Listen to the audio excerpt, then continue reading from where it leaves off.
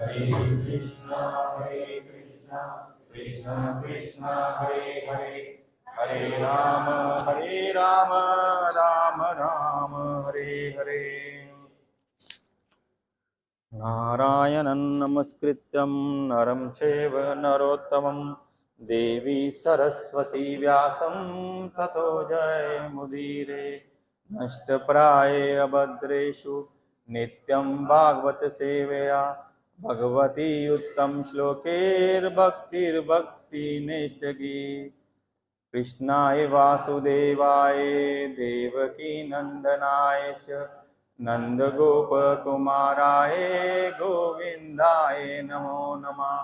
गुरुवे गौरचंद्राय राधिकाय तदालय कृष्णाय कृष्ण भक्ताय तद्भक्ताय नमो नमः। मुकुं करोति वाचालं पंगुलंगायते गिरिं यत्कृपातमहं वन्दे श्रीगुरुदीनतारिणे परमानन्दमाधवं श्रीचैतन्य ईश्वरम्।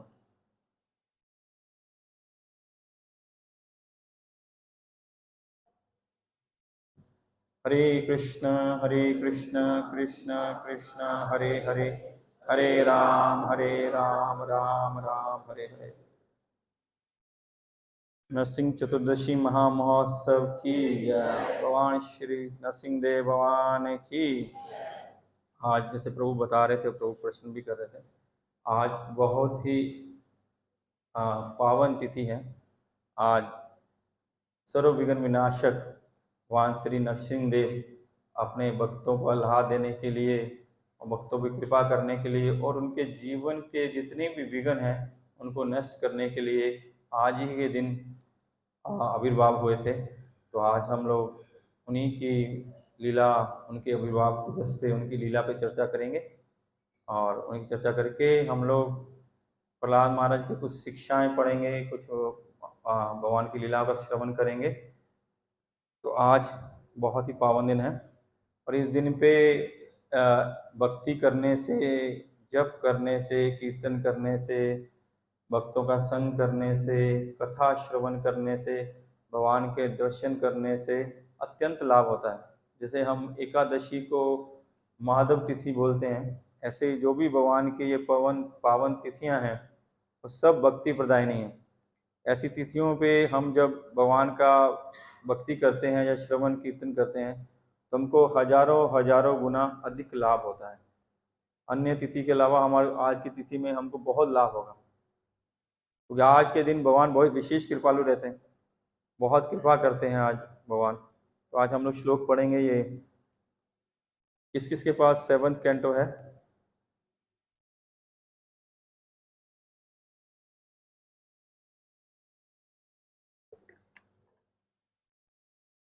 जैसे आज उपवास होता है, उपवास निर्जला रखना चाहिए। निर्जला नहीं रख सकते तो सहजला रखना चाहिए, सहजला नहीं रख सकते तो सफला रखना चाहिए, नहीं तो फलाहार कर सकते हैं। लेकिन मैं पानी इसलिए पी रहा हूँ कि मैं पानी नहीं पीऊँगा तो बोल ही नहीं पाऊँगा मेरा गला अटक जाएगा थोड़ा। ओम नमो भगवते वासुदेवाय। ओम नमो भगवते वासुदेवाय।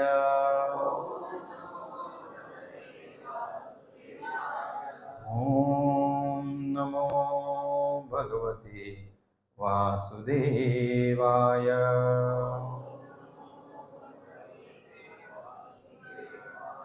श्री प्रहलाद उवाच।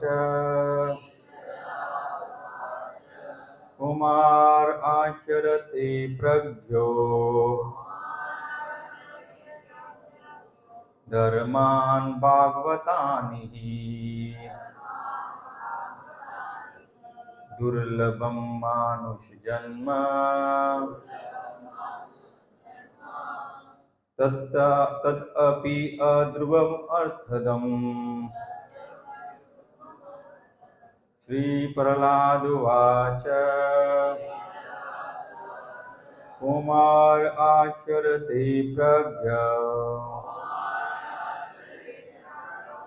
धर्मान् भागवतानि हि दुर्लभम मानुष्य जन्म तदपि अध्रुवम अर्थदम कुमाराचरते प्रज्ञ धर्मान् भागवतानि हे दुर्लभम मानुषं जन्म तदपि अदुर्लभम अर्थदम। कोई प्रभु जी। श्री प्रहलाद उवाच कौमार आचरते प्रज्ञा गर्वान् भागवतानिह दुर्लभं मानुषं जन्म तथा अपि दुर्लभम अर्थदम। दो हो गए एक साथ, अभी कोई और। हरि बोल। श्री प्रहलाद उवाच कौमार आचरते प्रज्ञा धर्मान् भागवतामिह दुर्लभं मानुषं जन्म तदपि दुर्लभम अर्थदम। माता जी वैष्णवी। श्री प्रहलाद उवाच कौमार आचरते प्रज्ञो धर्मान् भागवतामिह दुर्लभं मानुषं जन्म तदप्यदुर्लभम अर्थदम। और कोई। श्री प्रहलाद उवाच कौमार आचरते प्रज्ञो धर्मान् भागवतामिह दुर्लभं मानुषं जन्म तदप्यदुर्लभम अर्थदम। अनुवाद और तात्पर्य शिला प्रभुपाद द्वारा। शिला प्रभुपाद की जय। तो आप पढ़ेंगे।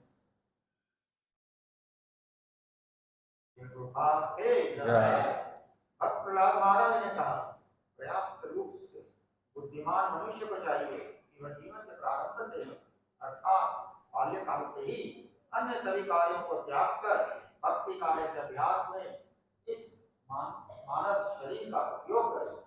यह मनुष्य शरीर अत्यंत दुर्लभ है और अन्य शरीरों की भांति नाशवान होते हुए भी अर्थपूर्ण है, क्योंकि मनुष्य जीवन में भक्ति संपन्न की जा सकती है। यदि निष्ठापूर्वक किंचित भी भक्ति की जाए तो पूर्ण सिद्धि प्राप्त हो सकती है। तात्पर्य वैदिक सभ्यता तथा वेदायन का संपूर्ण उद्देश्य मनुष्य जीवन में भक्ति की पूर्ण अवस्था प्राप्त करना है। अतः वैदिक प्रणाली के अनुसार जीवन के प्रारंभिक काल से ही ब्रह्मचर्य प्रथा आरंभ हो जाती है। इससे बाल्यकाल से ही 5 वर्ष की अवस्था से मनुष्य अपने कर्मों को इस प्रकार मोड़े कि वह ढंग से पूर्ण रूपेण भक्ति में प्रवृत्त हो सके, जैसा कि श्रीमद् भागवत गीता में 2.40 में पुष्टि की गई है। स्वल्पमप्यस्य धर्मस्य त्रायते महतो भयात्।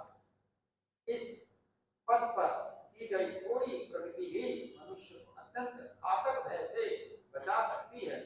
वैदिक साहित्य के निर्णयों से सरोकार न रखने के कारण आधुनिक सभ्यता मानव समाज के सदस्यों के प्रति क्रूर है कि बच्चों को ब्रह्मचारी बनने की शिक्षा देने की जगह माताओं को शिक्षा देती है कि जनसंख्या न बढ़ाने हेतु वे गर्भ में ही अपने बच्चों को मार दे, और यदि देवयोग फूल से ना बच्चा प्लेट भर के लास्ट बन में फूल जाता रखना, है अब लास्ट में तो उसे नरसिंह आरती इंद्र करेंगे, ठीक के है। हेतु ही शिक्षित किया जाता है।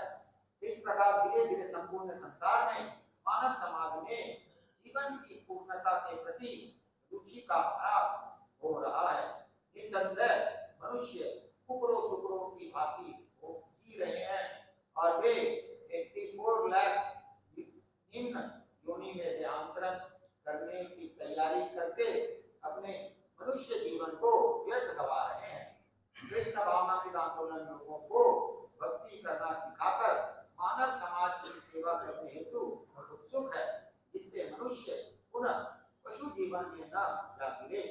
जैसा कि भक्त प्रहलाद महाराज पूर्व में कह चुके हैं, भागवत धर्म में श्रवण कीर्तन विष्णु स्मरण पाद सेवन अर्चना वंदन दास्यम साख्यम आत्मनिवेदनम। समस्त विद्यालयों महाविद्यालयों तथा विश्वविद्यालयों में एवं घरों में भी सभी बच्चों तथा तरुणों को पुरुषोत्तम भगवान के विषय में श्रवण करने की शिक्षा दी जानी चाहिए। दूसरे शब्दों में उन्हें इसकी शिक्षा दी जानी चाहिए कि वे श्रीमद् भगवद गीता के उपदेशों को सुनकर उन्हें अपने अपने जीवन में उतारे और इस प्रकार भक्ति में सशक्त बने कि पशु जीवन में पतित होने के भय से मुक्त हो। इस कलयुग हेतु भागवत धर्म का अनुसरण अत्यंत सरल बना दिया गया है। शास्त्र का कथन है, हरे राम हरे राम हरे राम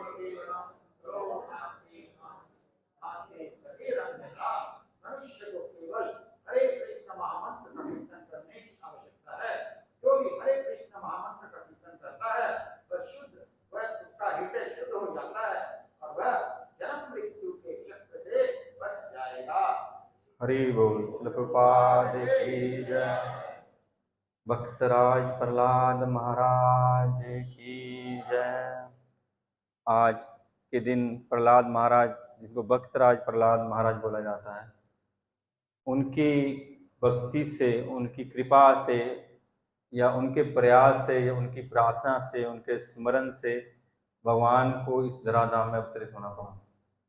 तो मैं पहले भी भागवतम पढ़ा हूँ पूरा, अभी पूरा तो नहीं हुआ पढ़ा हूँ, लेकिन इसको भी पढ़ा हूँ। लेकिन मैं कल, क्योंकि आज क्लास देना था, तो इसके ये कुछ चैप्टर्स देख रहा था। सब दुकान पे ही बैठा था, तो दुकान पे बैठा था 1-1.5 घंटा मैंने कुछ चैप्टर्स को सिर्फ अनुवाद देखा। तो हम लोग सुनते हैं कि जब भगवान महाप्रभु गौरहरि जगन्नाथपुरी में थे और वो जब गदाधर पंडित के पास प्रतिदिन टोटा गोपीनाथ जाते थे, तो प्रतिदिन वो श्री गदाधर पंडित, जो कि स्वयं श्रीमती राधा रानी है, उनके श्री मुख से प्रहलाद और ध्रुव चरित्र सुनते थे। और मेरे को 1 घंटा बोला गया कि 1 घंटा बोलना है, लेकिन जो प्रहलाद महाराज की शिक्षाएं हैं, टीचिंग्स हैं, और मेरे को विश्वास है 1 साल में भी ख़त्म नहीं हो सकती हैं। 1 साल कोई बोलता रहे तब भी उसका एसेंस नहीं बोल पाएगा, इतना सुंदर है। और मैं कल ये सोच रहा था, जब मैं पढ़ रहा था, मैंने सोच रहा था कि पहले भी पढ़ा हूँ, लेकिन अब समझ में कुछ समझ में आ रहा है। ऐसा तो है नहीं कि फुली रियलाइज्ड हो गए हैं।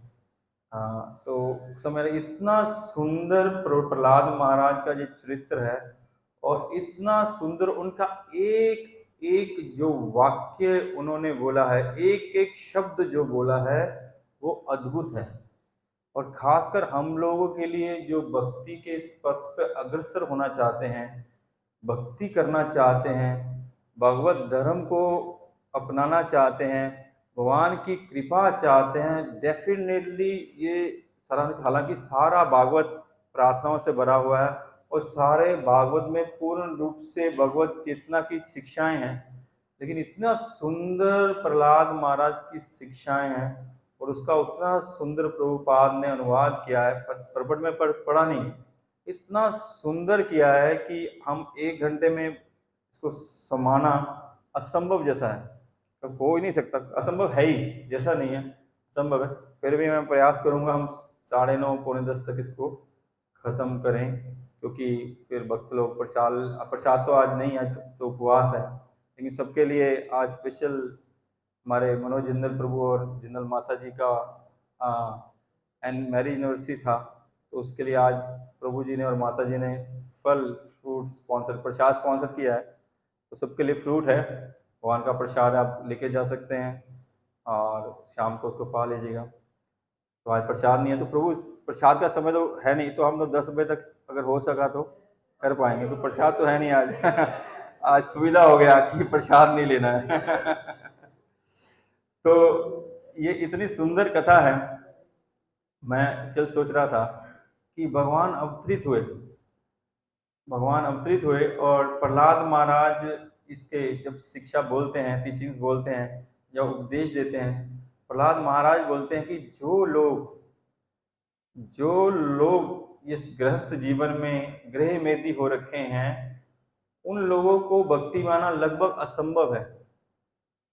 जो लोग भौतिक इंद्र तृप्ति में लगे हैं, विषय भोग में लगे हैं, ऐसे जीवों का भक्ति में आना संभव। बोले चाहे उनको जितना भी उपदेश देते रहिए, आप उनको जितना भी उपदेश दे दीजिए, वो भक्ति में आगे नहीं, वो कितना ही प्रयास कर ले वो भक्ति में आगे नहीं बढ़ेंगे। बोले फिर कैसे बढ़ेंगे? तो प्रहलाद महाराज बोलते कि वो मही यशम पाद रजो अभिषेकम, वो बोलते हैं कि ऐसे लोग कैसे बढ़ेंगे जब तक वो अपने आप को महात्मा, जो सिद्ध व्यक्ति हैं, जिन्होंने भगवत सेवा में जो अनन्य भाव से लगे हुए हैं, ऐसे भक्तों के चरण रज को पूरे शरीर में चुपड़ नहीं लेते, बोले उनकी कितनी कृपा नहीं प्राप्त कर लेते, तब तक उनका भक्ति कर पाना असंभव जैसा है।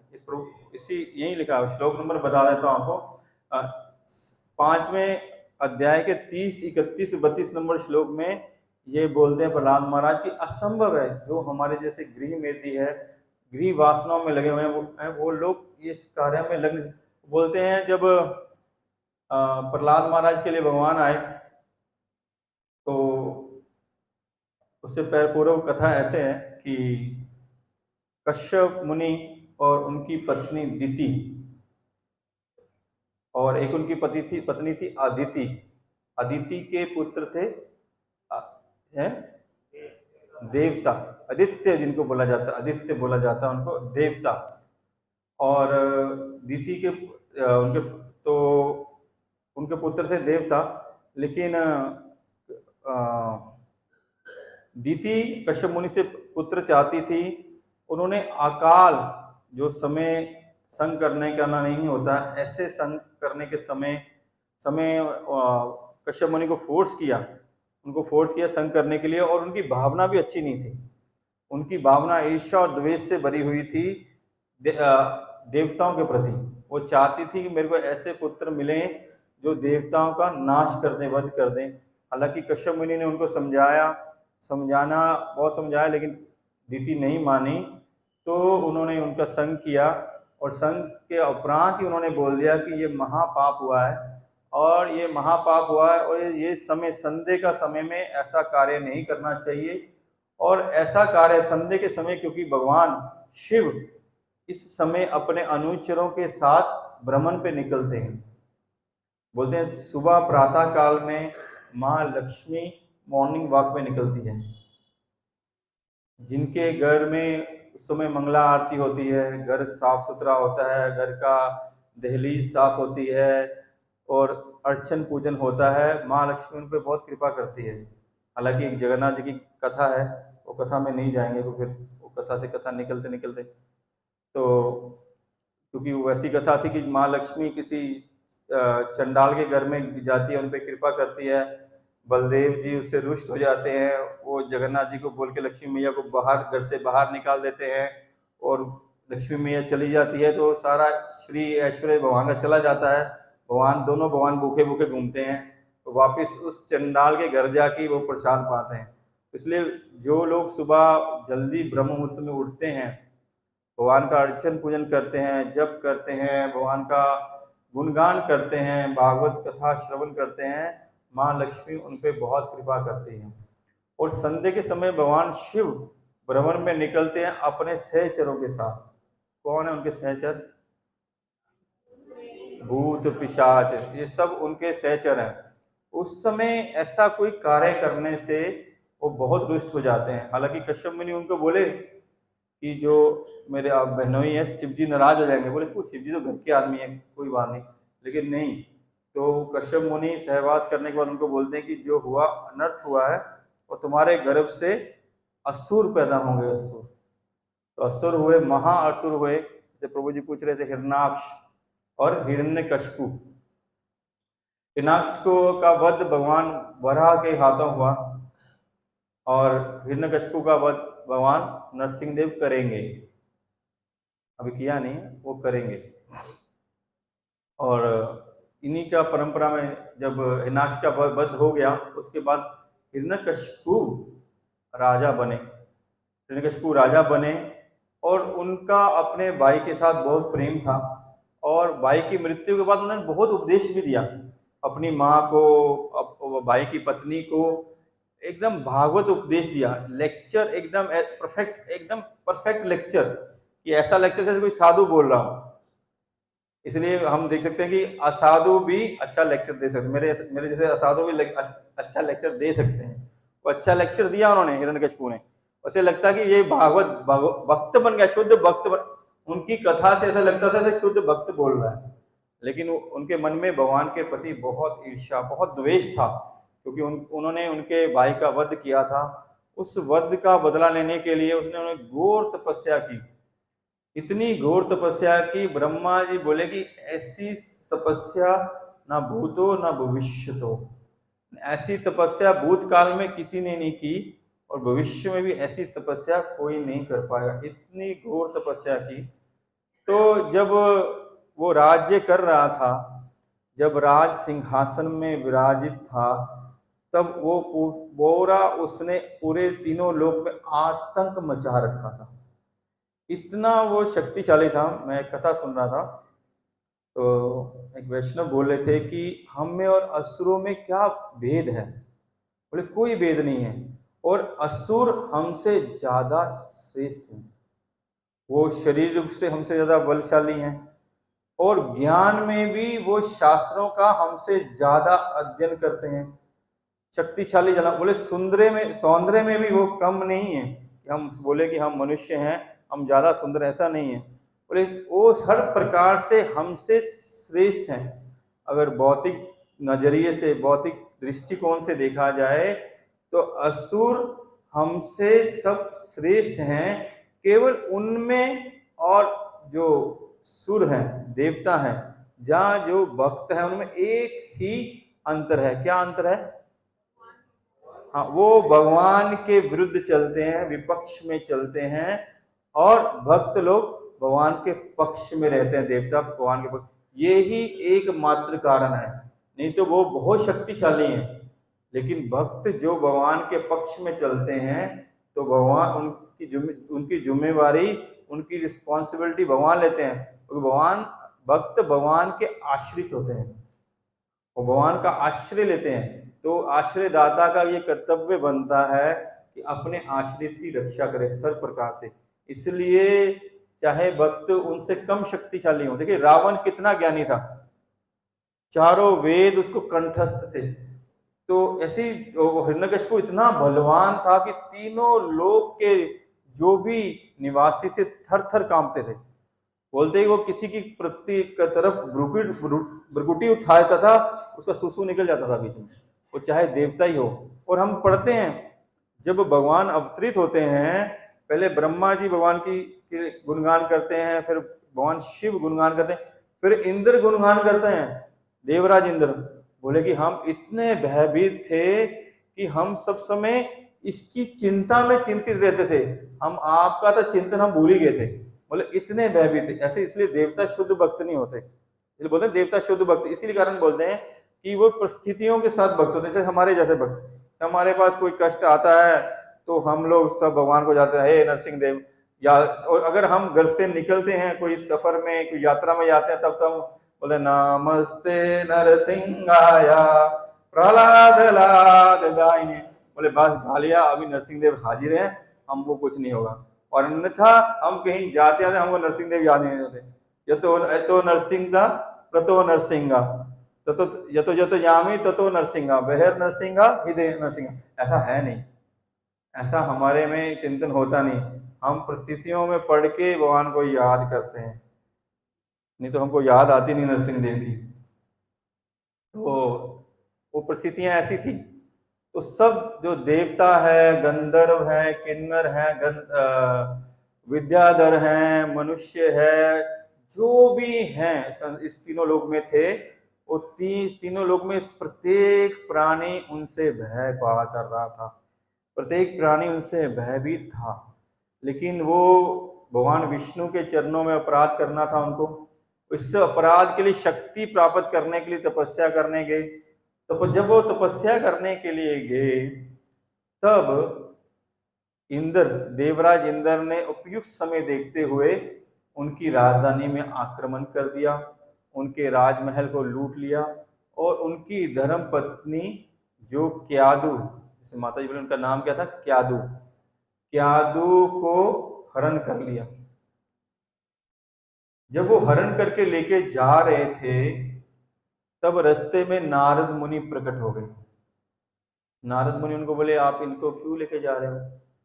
बोले, ये महाअसुर की, असुर सम्राट दैत्यराज हिरण्यकशिपु की पत्नी है और ये गर्भवती है। उस दैत्य का पुत्र इसके गर्भ में है, इसलिए वो इसको मारना जरूरी है, क्योंकि इस दैत्य इतना शक्तिशाली है और दैत्य का पुत्र कितना शक्तिशाली होगा।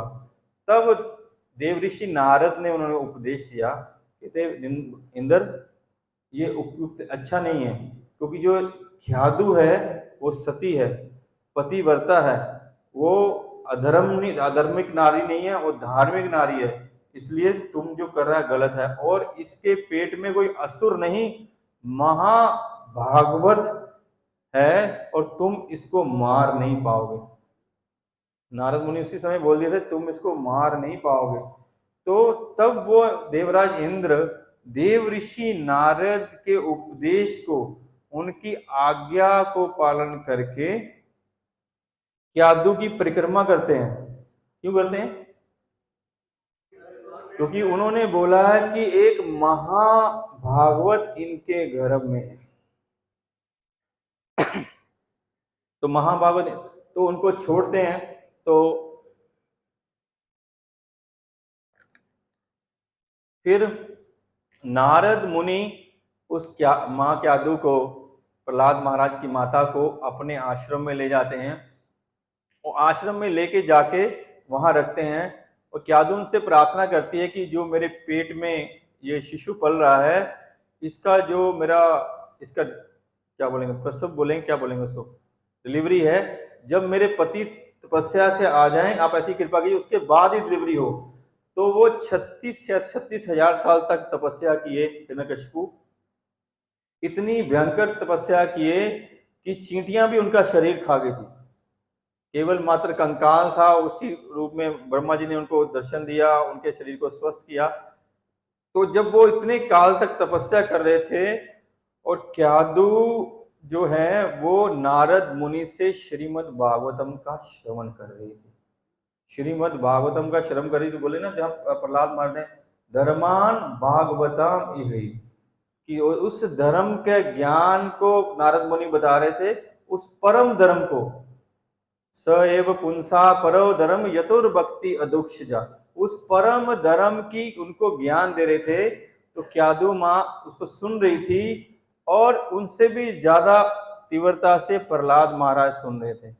प्रहलाद महाराज बोलते हैं कि वो तो भूल गई, बोले वो स्त्री है भूल गई, लेकिन मैं नहीं भूला, मैं नहीं भूला। जब वो उपदेश देते हैं तो वो बोलते हैं मैं उस ज्ञान को नहीं भूला। तो फिर उनका जब वो ज्ञान लेने के बाद, ज्ञान लेते हैं, उसके बाद जब हिरण्यकशिपु वापिस राज्य ब्रह्मा जी की से आशीर्वाद पाके, वरदान पाके वापिस आता है, क्या वरदान मांगा था उसने? हाँ, वो बोला कि हमको कोई मार नहीं पाए। ब्रह्मा जी से बोले मैं अमर हो जाऊं। ब्रह्मा जी बोले भाई ये फैसिलिटी तो मेरे पास नहीं है, मैं ही अमर नहीं, तुमको कहां से अमर दूं, मेरे पास है ही नहीं, मैं कैसे हूं? आपके पास लाख रुपया है तो किसी को 10,000 डोनेट कर पाएंगे, 20,000 कर देंगे, 50,000 कर देंगे। वो बोले मेरे को 1 करोड़ रुपया दे दो, बोले मेरे लाख में, वो करोड़ कैसे दे दूं, मेरे पास वो है। बोले ठीक है, तो क्या कुछ और उसने बड़ी बुद्धि चलाई।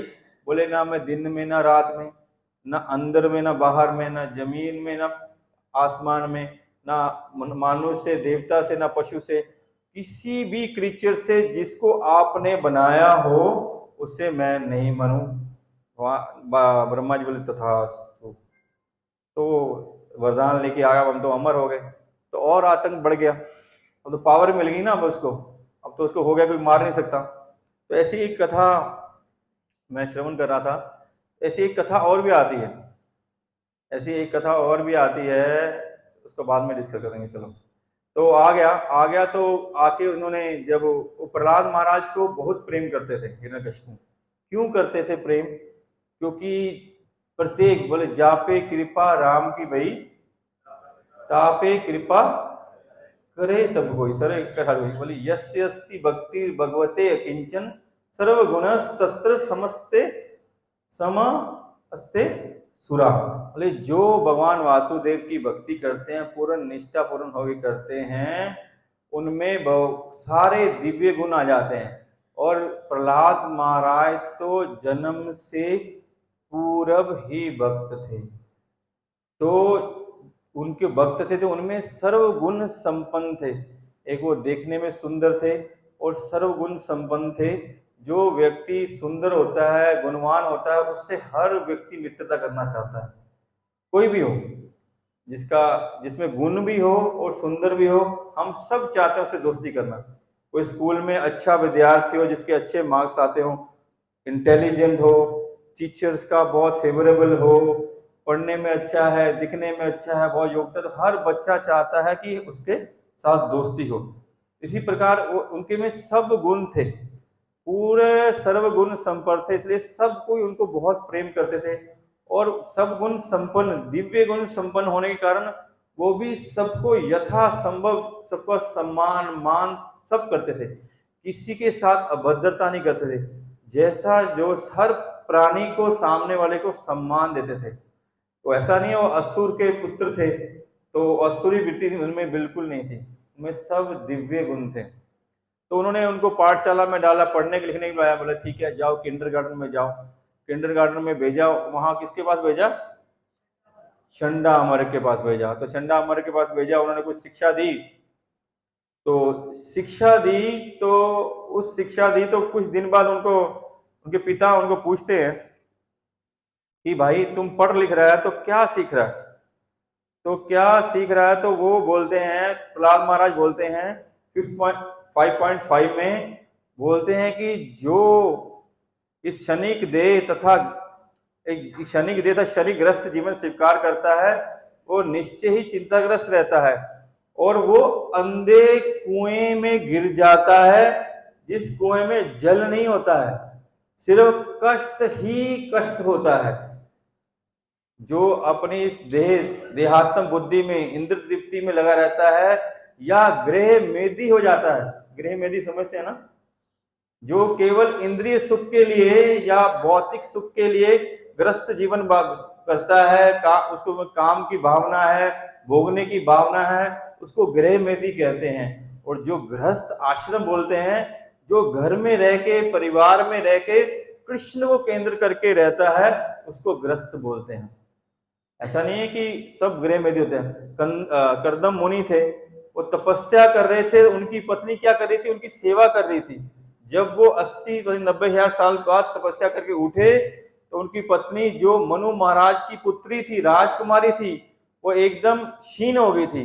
तो उन्होंने अपनी तपस्या का आधा फल उनको दिया और उनकी इच्छा पूरी की। बहुत उड़ता हुआ इतना बड़ा साम्राज्य बना दिया जहाँ सब सुविधाएं थी। और उनका पुत्र कौन हुए? भगवान कपिल देव। कपिल देव नहीं, भगवान कपिल देव। भगवान उनके गर्भ में उनके पुत्र के रूप में अवतरित हुए। तो जो गृहस्थ हैं, ये उनकी चर्चा नहीं हो रही। बोले जो गृह मेदी हैं, जो इंद्रिय भोग में या देहात्म बुद्धि में लगे हुए हैं, वो उनका क्या होता है? बोले उनके जीवन में कष्ट ही कष्ट है। तो वो क्या बोलते हैं फिर? बोलते हैं उनको क्या करना चाहिए फिर? बोला ये सारी भौतिक आसक्ति को त्याग कर वृंदावन चले जाना चाहिए। बोलते हैं, प्रभुपाद लिखते हैं, स्पष्ट अर्थ ये है कि मनुष्य को चाहिए कि वह वृंदावन जाए जहां केवल कृष्ण मावना अमृत व्याप्त है, और इस तरह वह पूर्ण पुरुषोत्तम भगवान की शरण ग्रहण करेगा। हरे कृष्ण कृष्ण कृष्ण हरे हरे, हरे राम राम राम हरे हरे। तो ये बात सुन के हिरण्यकशिपु बहुत नाराज हो जाता है। वो नाराज हो जाता तो उनको बोलता है, ये दुर्बुद्धि कहाँ से आई, ये इसकी दुर्बुद्धि कहाँ। वो षंड अमर को बोले, ये कहाँ है। बोले, निश्चय ही विष्णु के छंद वैष्णव वो बहरूपीय किसी ना किसी यहाँ प्रचार करने आ रहे हैं। तो बोले ना, ये इस्कॉन वालों को घुसने मत दो, इस्कॉन वाले घुसेंगे तो भाई सारा घर बर्बाद कर देंगे।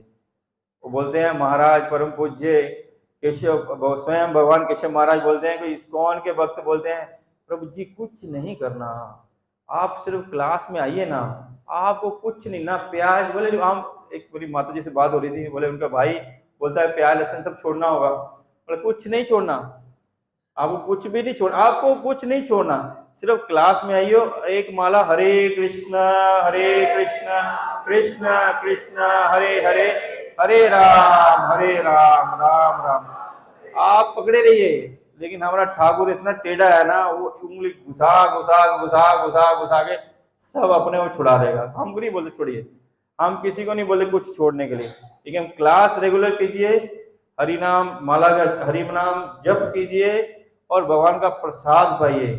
भगवान आपको अपने आप जो भी हमें अनिष्ट है वो सारा निचोड़ के बाहर कर देंगे। बोले इस्कॉन के भक्त कैसे हैं, बोले वामन देव जैसे। बोले कि सब बली महाराज क्या, बली महाराज क्या चाहिए, 3 पग भूमि दे दो, 3 पग ओनली, एक माला कर लो, क्लास में आ जाओ, प्रसाद खाओ, बस और कुछ नहीं चाहिए। 3 पग 3 पग। महाराज बोले तो 3 पग।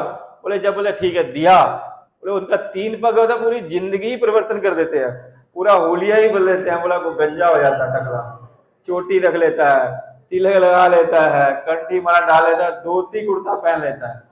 जो पजामा डाल के घर से बाहर नहीं निकलता था, बोला भाई थोड़ा नीचे से दूध ला दे।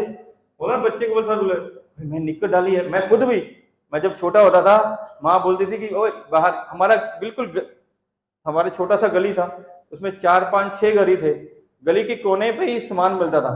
हमको हमारी माँ बोलती थी, वो जाके वहां हाँ ऐसे कपड़ों में कैसे जाएंगे, वो तो चेंज करके बाहर जाएंगे। तो वहां पूरा ही हुलिया बदल देते हैं। अभी कोई शर्म नहीं है, कहीं भी धोती कुर्ता नहीं, धोती कुर्ता पहना होता अजीब सा लगता है। प्रभु जी के घर में प्रोग्राम था, तो मैं उस दिन अरुण जी को बोला मैं क्या पहन के जाना, प्रभु जी बोले कुर्ता पजामा। तो मैं तो धोती कुर्ता पहन के जाना चाहता था, लेकिन प्रभु बोले कुर्ता पजामा, मैं ठीक कुर्ता पजामा ले आता है। तो मेरा दुर्भाग्य था, मैं जो पजामा लाया वो चैतन्य का लाया, मेरे छोटे बेटे का ले आया, और यहाँ आके चेंज किया, वो आया नहीं, तो मैं जा ही नहीं पाया। मैं प्रभु जी बोले धोती होता तो लफड़ा नहीं होता, धोती होता साइज का चक्कर नहीं था, किसी का धोती होता तो हो जाता। तो इसलिए भगवान वो बोलता है कोई वैष्णव, छंद वैष्णव इसको प्रचार कर रहे हैं। पंकज नेत्र प्रभु जैसा कोई बंदा बीच में घुसा हुआ है, वो सबको प्रचार कर रहा है कि भाई हरे कृष्णा करो, ये सब मत करो। वो निरुष्ट हो जाता है और उनको बोलता है ठीक से शिक्षा दो। वो पुनः उसको धर्म अर्थ काम की सब शिक्षाएं देते हैं, राजनीतिक शिक्षा देते हैं। तो उनके मन में था अब ये ठीक बोलेगा। अभी जाते हैं राजा के पास जाएंगे, तो राजा के पास जाएंगे तो इसको प्रेजेंट करेंगे, क्योंकि राजा इससे बहुत प्रेम करता है। क्योंकि प्रहलाद महाराज सबसे बड़े पुत्र थे, 4 पुत्र थे उनके, सबसे बड़े पुत्र थे।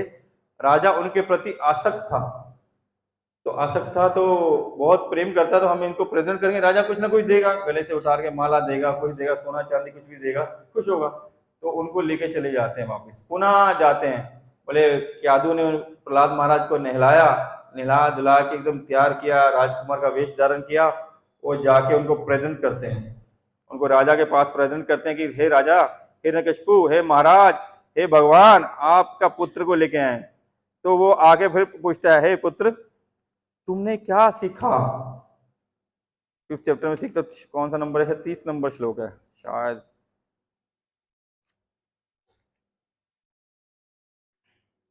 बहुत सुंदर श्लोक, 23 नंबर श्लोक। बोलते हैं प्रहलाद, श्री प्रहलाद वाचा, बोलते हैं श्रवणम कीर्तनम विष्णु, स्मरणम पाद सेवनम, अर्चनम वंदनम दास्यम, साख्यम आत्म निवेदनम। क्या बोलते हैं प्रहलाद महाराज? श्रवणम कीर्तनम विष्णु, कि भगवान के बारे में सुनो, भगवान के बारे में बोलो, उनका स्मरण करो, उनके पाद सेवन करो, उनका अर्चन करो, उनका वंदन करो, दास बन जाओ, सख्य बन जाओ, आत्म निवेदन कर दो। बोला हे ये कौन खाया? इतना क्रोधित हो जाता है, इतना क्रोधित हो जाता है, वो बोलता है कि इसको मार दो। उसका अपना पुत्र है, कि हमारा ईगो, हमारा अहंकार कितना बड़ा हो जाता है कि अपने पुत्र को कितना हम आसक्त हो जाते हैं सम्मान के, प्रतिष्ठा के, और क्या बोले पोजीशन क्या बोलेंगे पोजीशन, पद के। कितना पद का लालच हो जाता है कि वो अपना पराया भी भूल जाता है आदमी। इससे हम सीख सकते हैं कि जो पोजीशन है कितनी डेंजरस है, जो मान सम्मान है कितना डेंजरस है, कि होने से आदमी अपने जो प्रियजन है, अपने जो शुभ चिंतक हैं, उनको भी आदमी छोड़ देता है, त्याग देता है। क्यों? वो आपको शिक्षा देते हैं, बोले प्रभु जी ऐसा मत कीजिए, ये उचित नहीं है, प्रभु जी ये करना ठीक नहीं। तो इतना बड़ा ये हमारे बुद्धि में दूषितता आ जाती है अगर इस मान। इसलिए सब समय जो सम्मान है, जो मान है, जो आपको मिल रहा है, बोलते हैं प्रभुपाद, बोलते हैं आचार्य, बोलते हैं उनको जाके अपने गुरु के चरणों में अर्पित कर देना चाहिए। ये सोचना चाहिए हमको नहीं मिल रहा, हमारे गुरु को मिल रहा है, हमको नहीं मिल रहा है, ये हमारे आचार्य को मिल रहा है। और खासकर इस्कॉन के डिवोटी तो ऐसा ही है। इसमें हमारा क्या योगदान है? इसमें योगदान, हम इस्कॉन ने इतना बड़ा साम्राज्य बना है, इसमें हम लोग का क्या योगदान है? हम अगर जितने यहाँ बैठे हैं, हम कोई बोले हमारा कोई 0.0000001% भी योगदान है, ऐसा भी नहीं है। आज जो इस्कॉन का एस्टेब्लिशमेंट है, हजारों हजारों मंदिर बना दिए, लाखों लाखों करोड़ों करोड़ों लोगों को भक्ति में लगा दिया। कोई नरसिंह देव को दुनिया में भारत के अलावा जानता नहीं था, और भारतीय भी ज्यादा नहीं जानते थे। जब महाप्रभु साउथ में गए, साउथ यात्रा में, तब महाप्रभु ने ये मंत्र पहली बार गाया। एक मिनट।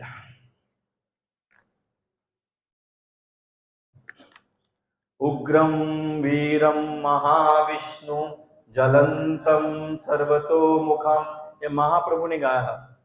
जो ये नरसिंह उपनिषद का किसी का है, उसमें से महाप्रभु ने पहली बार गाया, तो उसके बाद गौड़िया गाने लगे। और इस्कॉन में नरसिंह देव नहीं थे, इस्कॉन में नरसिंह देव नहीं थे। इस्कॉन में तो कौन थे?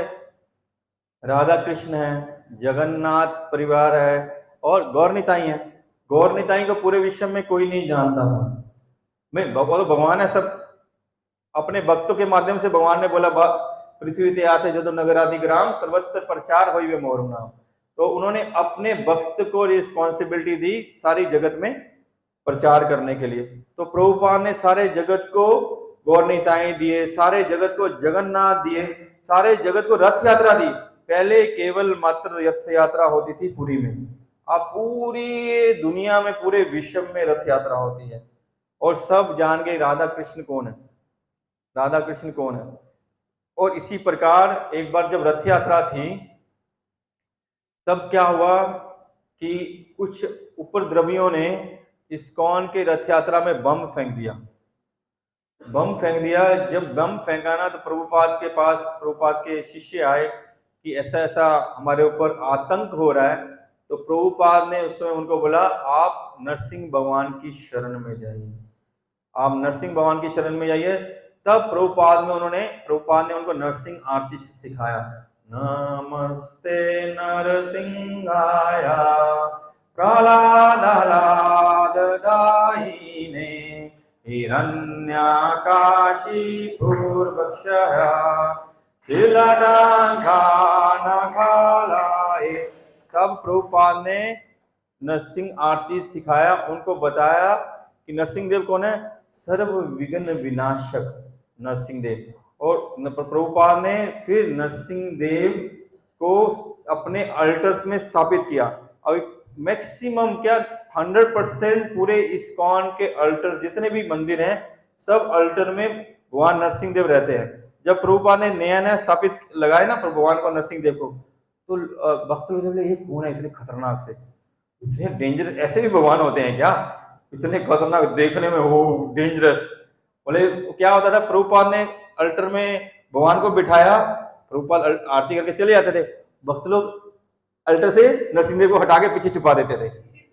फिर प्रभुपाद आते थे, बोले नरसिंह देव कहाँ गए, बोले पीछे में आगे लगाओ, फिर प्रभु आगे लगाते, फिर वो पीछे कर देते थे। तो प्रभुपाद गुस्सा हुए, प्रभुपाद ये क्या कर रहे हो तुम लोग, बोले इतने खतरनाक है, जो बाहर के लोग आएंगे इनको देखेंगे डर जाएंगे। प्रभुपाद बोले एक खतरनाक नहीं है, बोले खतरनाक जैसे शेर होता है, शेर दूसरे जानवर के लिए खतरनाक होता है लेकिन अपने बच्चों के लिए खतरनाक नहीं होता। शेर जब शिकार करता है, पंजा मारता है, उसको पंजा मार के धराशायी कर देता है, अपने दांतों से उसको उखाड़ फेंकता है, लेकिन उसी दांतों से अपने बच्चों को मुख से उठाता है तो उनको कुछ नहीं होता है। और अपने बच्चों के सिर पे हाथ लगाता है तो कर बोलते ना, क्या बोलते हैं, तब कर कमल भरे, तब कर कमल भरे। उनके हस्त कैसे हैं, कमल जैसे, जिसे कमल इतना नाजुक होता है, भगवान के हाथ कमल जैसे हैं। तब कर कमल भरे नाखाम अद्भुत श्रृंगारम। तो तब कर, भगवान के जो बीच वाले हाथ हैं यहाँ, वे बहुत कोमल हैं। तो भक्तों को जब भगवान हाथ लगा देते हैं, आशीर्वाद देते हैं, तो इन हाथ ऐसे हाथ से देते हैं। और ये बात प्रहलाद महाराज बोलते हैं कि जो कृपा मैंने ऐसा क्या किया कि आपने जो कृपा मेरे पे की, ऐसी कृपा ब्रह्मा जी, शिव जी और लक्ष्मी के ऊपर भी नहीं की। आपका ये कर कमल मेरे सर पे आया, ऐसा आपने किसी के ऊपर ऐसी कृपा न की जैसी आपने मेरे ऊपर, एक दैत्य कुल में जन्मे हुए बच्चे पे ऐसी कृपा की है। प्रहलाद महाराज बोलते हैं लास्ट में, जब भगवान उनको वर देने के लिए बोलते हैं, और वही जो हाथों में लगे जो नाखून है वो वज्र से भी तेज हैं। बोलते हैं जब लास्ट में अभी हिरण्यकशिपु को मारेंगे तो बोले हिरण्यकशिपु की जब देवराज इंद्र से युद्ध हो रहा था तो इंद्र ने अपना वज्र से मारा उनकी छाती पे, उसके वज्र छाती को कुछ नहीं हुआ। वज्र कितना पावरफुल है, इस भौतिक जगत में सबसे पावरफुल अस्त्र है वज्र, तब भी उसकी छाती को कुछ नहीं हुआ। और अभी बाद में हिरण्यकशिपु एक मिनट में उसको ऐसे नाखून करेंगे, सब फाड़ देंगे। लेकिन वही भगवान के हाथ है, भक्तों के लिए कमल जैसे हैं, और जो भक्त हैं उनके लिए क्या है, वज्र जैसे हैं। इसलिए जो भगवान की भक्ति करते हैं, भगवान की शरण में आते हैं, भगवान उनके सारे अपराध माफ कर देते हैं, सारे पापों से उनको मुक्त कर देते हैं, और उनको प्रेम से अपनी शरण में लेकर अपनी गोद में बिठा लेते हैं, जैसे प्रहलाद महाराज को। तो वो हिरण्यकशिपु को उनको मारने का प्रयास किया, प्रत्येक जैसे ये न कहीं न प्रकार, हर प्रकार से उन्होंने उनको मारने का प्रयास किया। लेकिन उन्होंने जब उनको मारने का प्रयास किया, प्रहलाद महाराज ने एक ही किया, अपना मनसा वाचा कर्मणा, तीनों मन बुद्धि अहंकार सब कुछ केंद्रित कर दिया भगवान के चरणों में, और पूर्ण रूप से भगवान पे आश्रित हो गए। तो इसीलिए प्रहलाद महाराज 5 साल के बच्चे हैं, और क्या बोले, कुमार आचरते प्रज्ञो। जब उनके मित्रों ने पूछा कि कब भक्ति करनी चाहिए, बोले कुमार अवस्था से। कुमार अवस्था कब होती है, 5 साल तक कुमार अवस्था रहती है। बोले 5 साल की आयु से पहले पहले हमको भक्ति आरंभ कर देनी चाहिए। तो कुमार होती है, फिर क्या होती है, पौगंड, फिर होती है किशोर अवस्था। बोले प्रहलाद महाराज बोलते हैं कि 6 अवस्थाएं होती हैं, जैसे भगवान ने गीता में भी बताया। गीता के भूमिका में प्रभुपाद लिखते हैं कि हमारा जन्म होता है, फिर क्या होता है भक्ति शास्त्री वाले, जन्म वृद्धि, फिर वृद्धि होती है, फिर स्थिति, फिर प्रोडक्शन उत्पाद, फिर वो रिप्रोडक्शन करते हैं, फिर क्षीण होते हैं, फिर मृत्यु हो जाती है। ये 6 चीजें होती हैं, लेकिन ये हमारे साथ होती हैं, ये भगवान के साथ नहीं होती। भगवान केवल किशोर अवस्था तक रहते हैं, उसके आगे नहीं जाते हैं।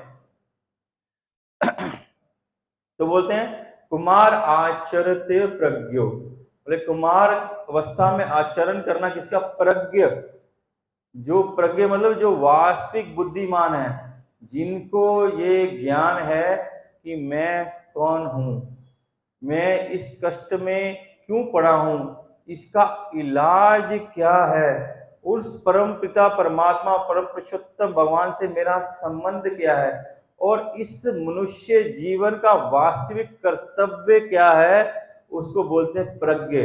और ऐसा ही नहीं वो सिर्फ मालूम है, वो उस लक्ष्य के अनुसार ही अपने जीवन को जीता है, उसको बोला जाता है प्रज्ञ, वास्तविक बुद्धिमान। कि हमको मालूम पड़ गया, आप इसको पढ़िए, बहुत सुंदर। हमारे पास इतना समय नहीं है, नहीं तो इतनी सुंदर सुंदर पर 9:15 बज गया है, अगर मैं बहुत डिटेल में जाऊंगा तो बहुत समस्या होगी, क्योंकि बहुत सुंदर यहाँ उनका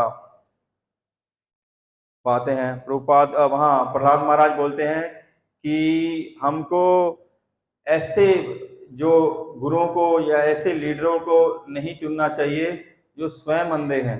बोले ऐसे अंधे लोग दूसरे को क्या मार्गदर्शन करेंगे, अंधा व्यक्ति अंधे को गुरु बनाने से लाभ नहीं होगा।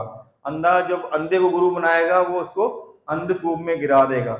इस प्रकार प्रहलाद महाराज बहुत सारी शिक्षाएं देते हैं और बोलते हैं कि हम लोग को ग्रस्त जीवन का त्याग करना चाहिए। ग्रस्त जीवन त्याग मतलब ग्रस्त जीवन में आसक्त नहीं होना चाहिए। बोला पुनः पुनः चर्वित चरवा नाम, कि हमने जो पुनः पुनः बहुत बार खाया है उसको बार बार चबाने से कोई उसमें रस आने वाला नहीं है। जो हम बहुत जन्मों से अनंत जन्मों से हम खा रहे हैं, वही इच्छाओं को, इंद्र तृप्ति को, देही आत्म बुद्धि को, वही शरीर के सुख को, वही आहार निंद्रा वह मैथुन को, उसी को जीते जीते बार बार बार बार उसमें करते हैं, लेकिन उससे कुछ हाथ में आने वाला नहीं है। हमको केवल और केवल कृष्ण के लिए कृपा के लिए याचना करनी चाहिए। जैसे मैं बोल रहा था कि पहले वो बोलते हैं कि ना ही उपदेश से और ना ही प्रयास से, केवल मात्र कृष्ण भक्तों की कृपा से हमको भक्ति मिलेगी। लेकिन इसका मतलब कि हम प्रयास नहीं करें, क्या करें हैं? जो महाभागवत की कृपा कैसे मिलेगी? हाँ, मतलब उनका कहने का अर्थ है कि वो हमारे प्रयास से हमको प्राप्त नहीं होगा, लेकिन जब हम प्रयास करेंगे पूर्ण निष्ठावान पूर्ण श्रद्धा से 100% अपना मन कर्म वचन से, अपना तन मन धन से पूर्ण रूप से हम निष्ठावान होके हम लोग सेवा में लगेंगे। जब हम सेवा करेंगे, प्रहलाद महाराज बोल रहे हैं सेवा सबसे सर्वोत्तम है। प्रहलाद महाराज इसमें शिक्षा देते हैं सेवा तो जब हम पूर्ण रूप से सेवा में लगेंगे, भगवान की, भगवान के भक्तों की जब सेवा करेंगे हम, तब उस सेवा से प्रसन्न होके गुरु वैष्णव हम पे कृपा करेंगे, वो हमको कृपा करेंगे, तब जाके हमारे हृदय में भक्ति का जन्म होगा, भक्ति का उत्थान होगा। नहीं तो हमको वो भक्ति नहीं मिल सकती। प्रयास भगवान भी करते हैं। एक कथा सुनी थी, जब भगवान नंद महल में थे, वो छोटे थे, तब वो ठीक से चल भी नहीं पाते थे, या ऐसी लीला करते थे शैशव काल की, तो वो हिलते जुलते चलते थे, डगमगा के चलते थे। तो यशोदा माता जी को मिलने के लिए कुछ गोपियां आई, यशोदा माता को मिलने के लिए गोपियां आई। वास्तव में गोपियां तो भगवान का ही दर्शन भगवान करने आती थी, या भगवान को देखने आती थी, उनकी लीलाएं देखने आती थी। तो आई तो यशोदा माता बैठी है, एक पीढ़ा पे बैठी है। जब गोपियां आई तो नेचुरल कोई आता है हमारे घर में, अतिथि आता तो हमको क्या करना चाहिए, उसको आसन देना चाहिए। तो यशोदा माता उठने जा रही है और आसन लेके आना चाह रही है, लेकिन भगवान बोलते ना ना मैं लेके आऊंगा। भगवान इतने छोटे हैं कि भगवान वो पीढ़ा था, जो पीढ़ा लकड़ी का पीढ़ा था, हालांकि भगवान तो एक उंगली पे गोवर्धन उठा लेते हैं, वो पीढ़ा उठाने का प्रयास कर रहे हैं, तो ऐसे दिखा रहे हैं मेरे से उठ नहीं रहा, पूरा ऐसे खींच खींच के उनको खींच खींच के लेके आ रहे हैं। और उसको देख के यशोदा माँ इतना प्रसन्न होती है, इतना आनंद लेती है कि वो कैसे वो छोटा सा प्रयास कर रहा है, वो पीढ़ा खींच के ला रहा है, तो यशोदा मैया प्रसन्न होती है।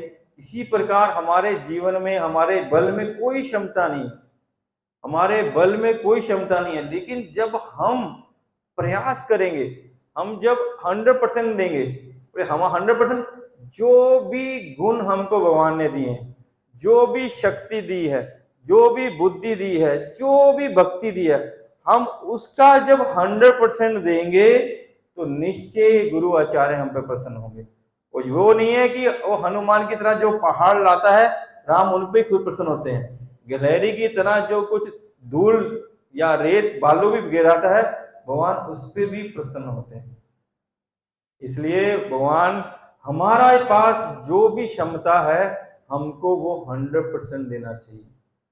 हमको ये नहीं सोचना चाहिए मेरे में योग्यता नहीं, ठीक है मेरे में योग्यता नहीं है, फिर भी है जो भी हमको बल है उससे भगवान की सेवा करें, भगवान के भक्ति की सेवा करें, तो उससे हमारी जब कृपा मिलेगी तब हमारी भक्ति जागृत हो। तो बहुत कष्ट देता है हिरण्यकशिपु, लेकिन प्रहलाद महाराज को कुछ नहीं कर पाता।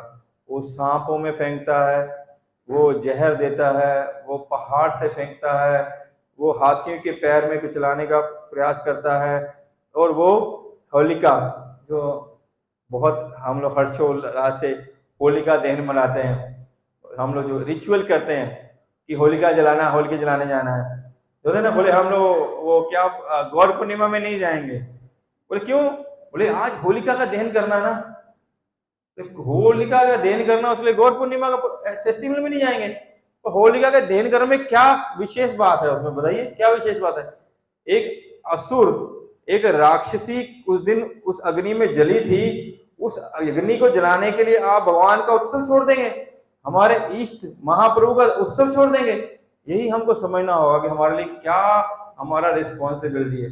होलिका केवल मात्र एक असुरनी थी, एक दैत्य की पत्नी थी, वो एक राक्षसी थी, उसको जला दें। लेकिन उस प्रोग्राम में सबसे इंपॉर्टेंट क्या है कि उस अग्नि से प्रहलाद महाराज यथा रूप में वापिस आते हैं। ये उसका विशेष इवेंट है कि होलिका में सब जल जाता है, लेकिन प्रहलाद महाराज का भाल भी बांका नहीं होता। हमको उससे ये सीखना है कि जो भगवान की भक्ति करते हैं उनका अग्नि भी कुछ नहीं मिटा सकती होलिका में, और होलिका दहन में और कुछ नहीं है। होलिका एक राक्षसी थी, उसका दहन करना हमारा क्या कारण है भाई? हम लोग भगवान की सेवा करेंगे, भक्तों की सेवा करेंगे, वहां कथा कीर्तन सुनेंगे, वहां अभिषेक में जाएंगे, वहां सेवा करने जाएंगे, होलिका के दहन से हमको क्या लेना देना?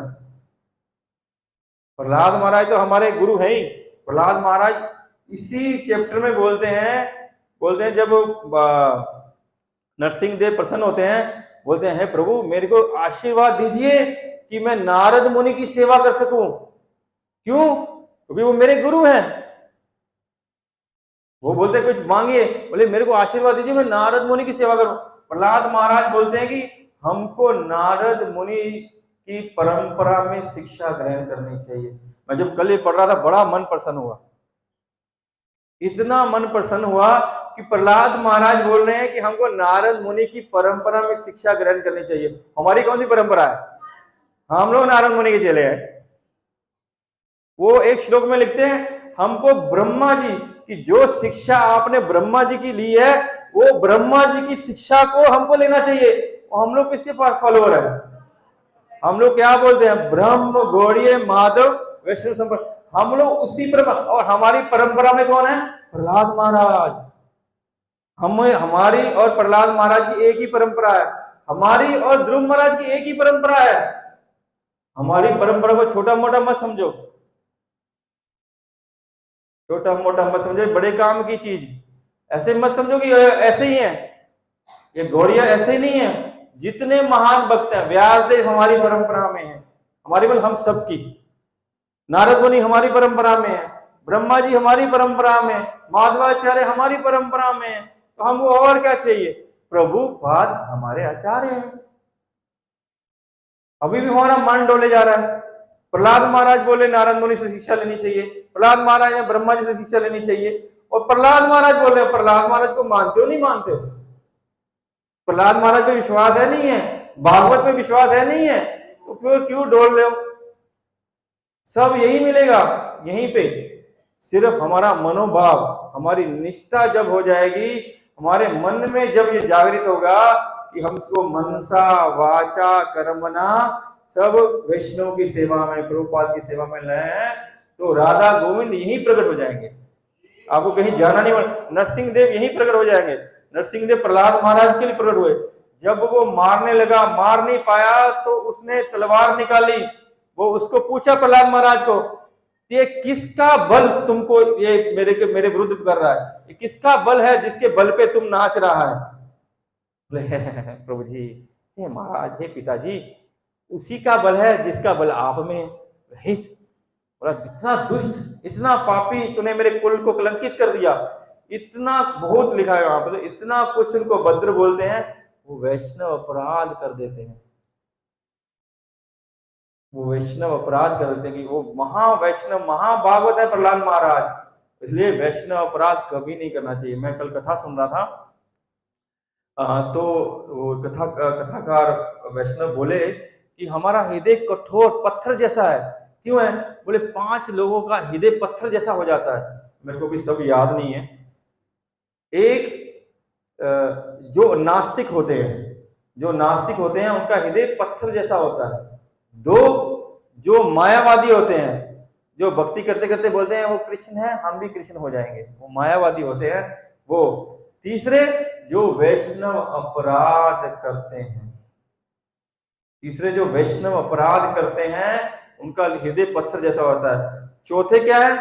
बोले वो जो दिखाते हैं मैं भक्त हूं लेकिन भक्त नहीं है, वो उनका हृदय पत्थर जैसा हो जाता है।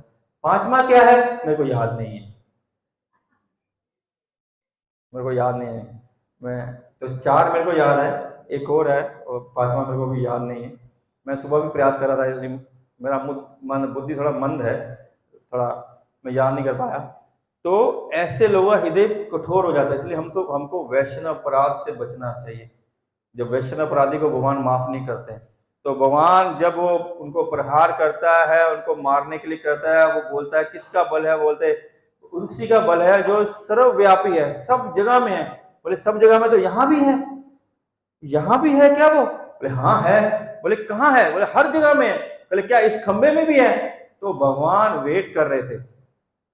प्रभु जी बोलते हैं भगवान सुबह से वहीं थे उसमें। बोले आज एपिसोड होना है, आज लड़ाई मार झगड़ा होना है, आगे पाकिस्तान आज उद्ग्रहण करेगा ही, आज भारत ठोकेगा ही। तो नरसिंह देव वहां रेडी, एकदम रेडी। बोले सुबह से प्रकट हुए हैं, कभी इस खंबे में जाते हैं, कभी उस खंबे में जाते हैं, कभी इस खंबे में जाते हैं, कभी उस खंबे में जाते हैं। बोले वो देख रहे थे मेरा भक्त किस खंबे की तरफ उंगली करेगा, जिस खंबे की तरफ उंगली करेगा मैं धम करके वहां से प्रकट हो जाऊंगा। तो जैसे ही उन्होंने हिरण्यकशिपु ने बोला क्या तेरे भगवान इस खंबे में, वैसे ही प्रहलाद महाराज बोले हाँ इस खंबे में भी है। तो क्या हुआ? खंबा फटा और नरसिंह देव प्रकट हो गए।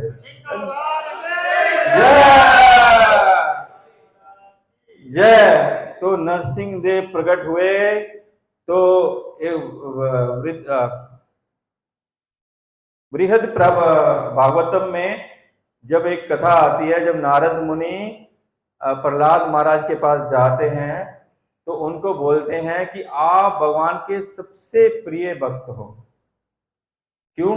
कि भगवान आपके लिए प्रकट हुए। तो प्रहलाद महाराज वहां उनकी दीनता देखो, बोले नहीं नहीं भगवान मेरे लिए प्रकट नहीं हुए। बोले हे गुरुवर ये आपका भूल है, भगवान मेरे लिए प्रकट नहीं हुए। भगवान किसके लिए प्रकट? भगवान अपने पुत्र ब्रह्मा जी के वचन को रखने के लिए प्रकट हुए।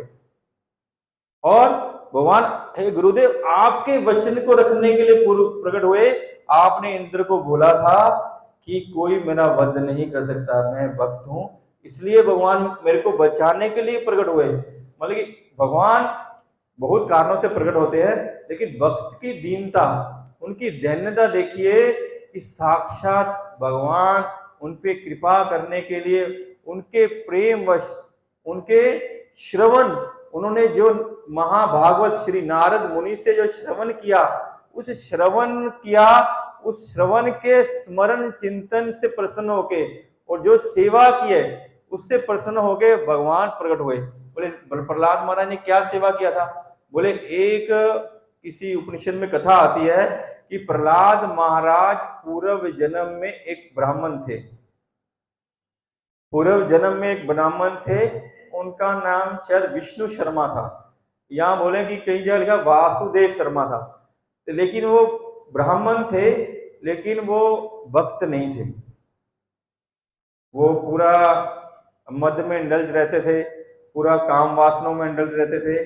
तो वो एक दिन अपनी गर्लफ्रेंड के साथ घूमने जाते हैं। गर्लफ्रेंड के साथ, उनके साथ संग करने के लिए जंगल में जाते हैं। वो घोर जंगल में चले जाते हैं, तो वहां एक खंडर होता, वहां एक खंडर होता है। तो वहां जो खंडर होता है ना, तो वहां वो जाते हैं कि यहीं रात को रुकेंगे, तो दोनों अपना इंद्र तृप्ति करेंगे। लेकिन सब चीज तो ऐसा ही नहीं कि सब चीज हमारे जो योजना के अनुसार हो जाए, तो दोनों का झगड़ा हो जाता है।